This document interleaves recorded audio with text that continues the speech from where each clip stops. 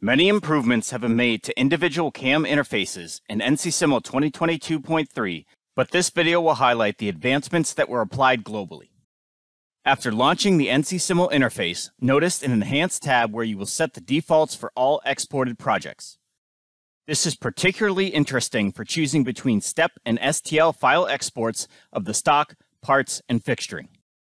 As you can see, by switching the default, all new model systems will be set to STEP. Inside a fixturing selection, you can choose between fixed, retractable, and machinable.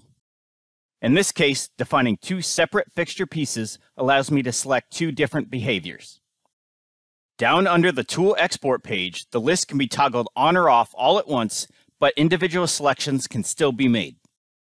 Additionally, the tools can be loaded directly onto the turret in the case that you are exporting multiple libraries into one project.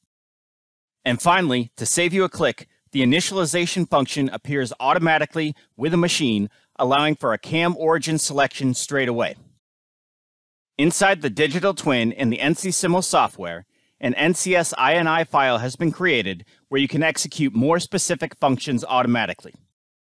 There are options for all major CAMs, but of course this includes Alpha Cam, Edge Cam, Esprit 2000 series, Esprit TNG, Work NC, and Master Cam. You can create a template to perform actions such as adding probing, removing radius compensation, or automatically renumbering tools if the CAM project data was incomplete.